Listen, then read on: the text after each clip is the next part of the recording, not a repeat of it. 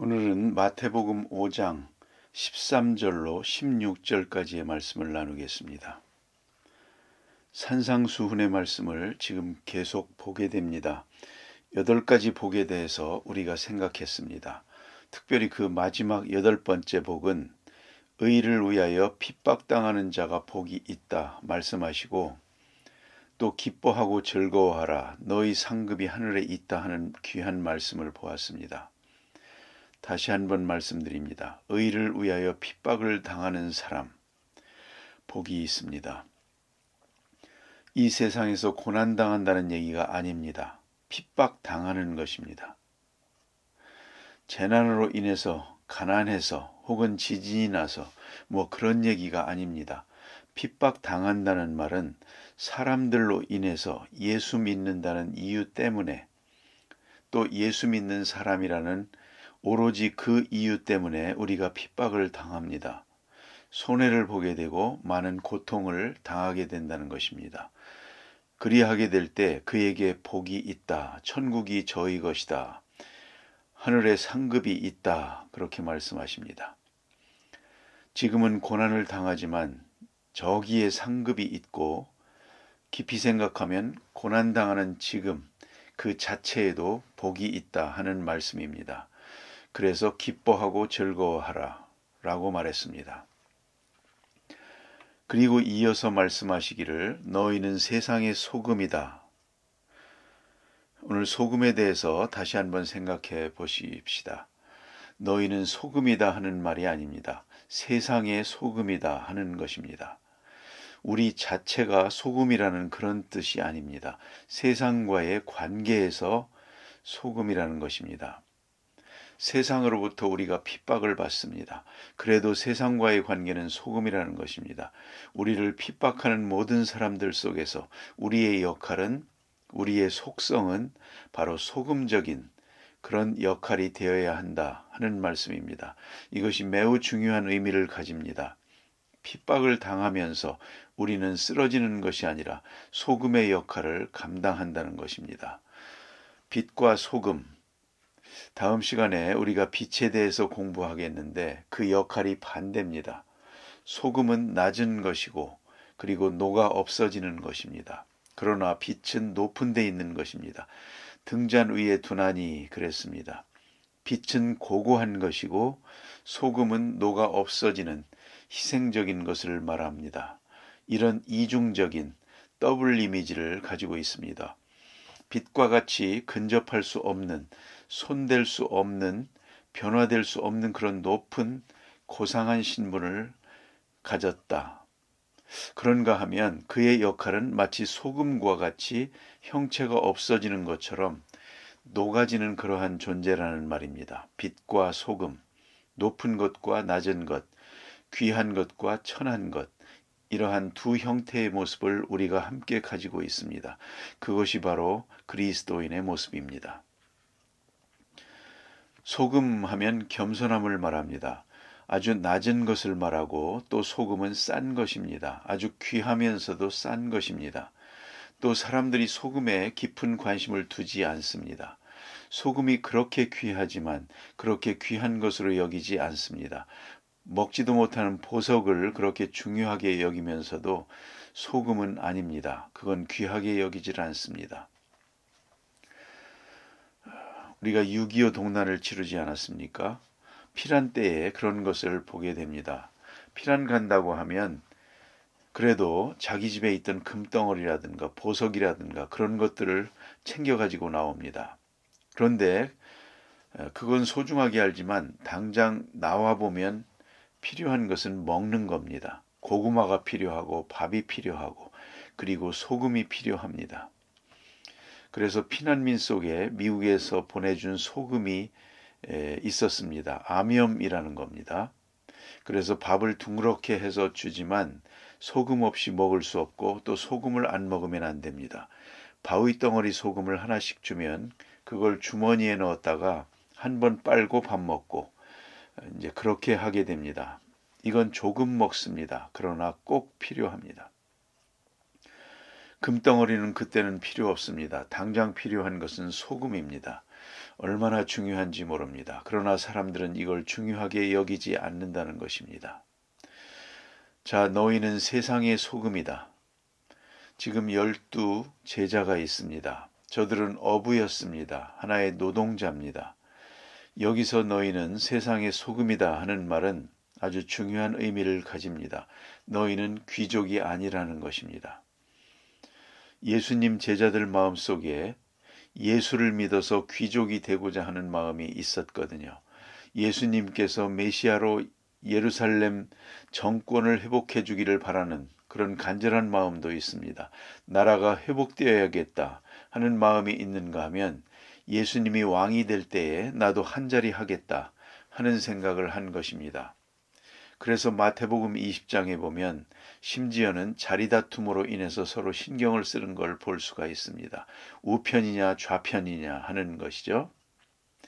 12제자 중에서 누가 윗자리냐, 저들은 마음속에 그게 있었습니다. 높아지고자 하는 마음. 대단히 중요한 지적입니다. 예수 믿는 사람들, 예수 믿음으로 해서 영적으로, 지적으로 혹은 사회적으로 여러 면에서 귀족화 현상을 가지고 있습니다. 그것이 큰 문제입니다.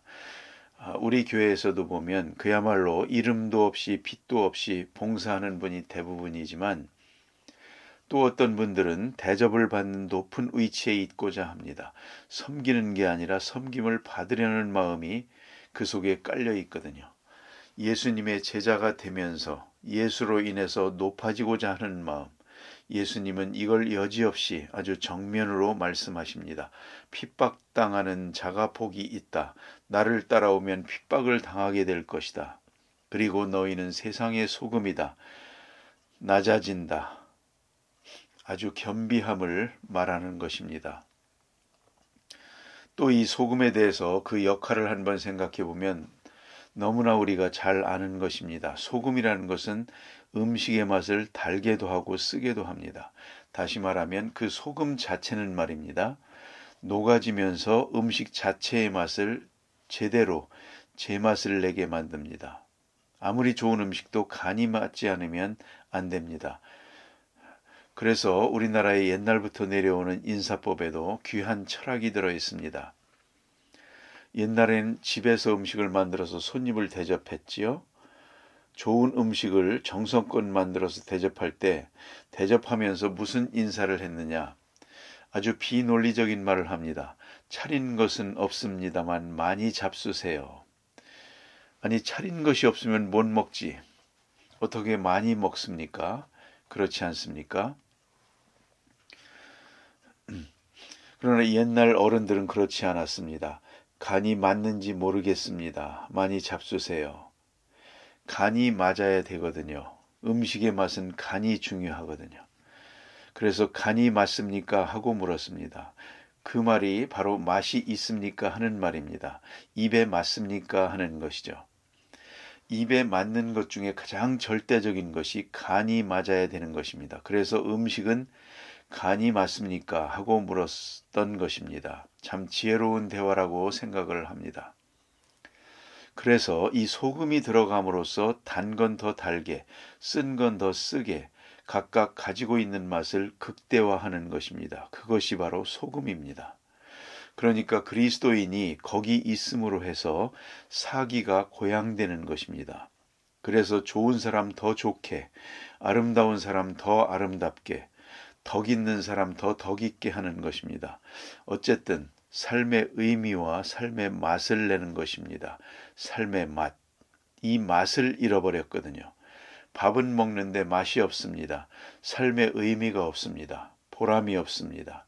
기쁨도 없습니다. 너희는 세상의 소금이다. 너희가 있음으로 해서 모든 주변 사람들이 다 삶의 맛을 찾도록 돼야 된다. 그런 말씀이죠. 또한 이 소금은 성경에 여러 번 나타납니다. 고르게 한다 그랬습니다. 아주 뻣뻣한 채소가 있지만 소금을 쳐서 놔두면 부들부들해지거든요. 불과 얼마 후에 고르게 합니다. 그리고 서로 따로따로 놓인 것도 화합을 이루게 합니다. 고르게 하는 것, 이것 또한 중요합니다. 화목을 이루게 하는 것입니다. 이 그리스도인을 본받아서 그 주변 사람이 모두가 온유하고 겸손하게 되고 화평을 이루게 만듭니다. 그러니까 피스메이커가 되는 것입니다. 그래서 소금은 고르게 합니다. 소금은 모든 교만을 다 낮춰서 겸손하게 만듭니다. 모든 거친 마음을 순하게 만듭니다. 또 복잡한 마음도 단순하게 만듭니다. 소금은 고르게 합니다. 아주 일반적인 상식으로 말씀하셨습니다. 너희가 세상에 있음으로 해서 화합을 이루고 조화를 이룰 것이다. 너희는 세상의 소금이다.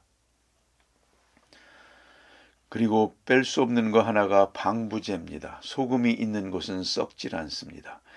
우리가 그래서 절인 음식을 많이 먹지 않습니까? 짜게 절인 것은 절대로 썩지 않습니다. 대단한 일입니다. 분명히 썩는 음식입니다. 썩는 식물이지만 소금이 들어가면 썩질 않습니다. 그래서 절여서 그렇게 보관하는 것을 볼 수가 있고 또 오래오래 두고 먹기도 합니다. 방부제입니다. 소금은 방부제입니다. 뿐만 아니라 이 소금은 생명을 주는 그런 역할을 합니다. 기운을 내게 하는 것입니다. 원래 이 소금은 아주 중요한 의미가 있습니다. 병원에서 누가 아프다 하면 가자마자 닌겔 주사를 놓지 않습니까? 그거 가만히 보면 별거 아닙니다. 소금물입니다. 우리가 물이 빠져나가도 안 되고 소금이 없으면 살 수가 없습니다. 그래서 짐승들도 소금을 먹고 삽니다. 저 케냐, 탄자니아에 가면 마사이족이라고 있습니다. 아주 원시적으로 사는 분들을 볼 수가 있는데 그들이 소떼를 먹입니다. 그런데 그 소떼가 이렇게 있다가 2주일에 한 번씩은 목동의 말을 듣지 않고 자기들 마음대로 가는 데가 있습니다. 떼를 지어서 갑니다. 그건 못 말린답니다. 행진을 해서 가서 소금물을 먹고 옵니다. 하나님께서 참 묘하게 만들어서 이쪽 연못은 단물이고 저쪽 연못은 짠물입니다. 어디나 짠물을 내는 곳이 있습니다. 짐승들이 그걸 매일 먹는 게 아닙니다. 며칠에 한 번씩 가서 그 짠물을 먹고 옵니다. 소금 냄새를 맡고 그리로 가는 것입니다. 이건 아무도 못 말리는 것입니다.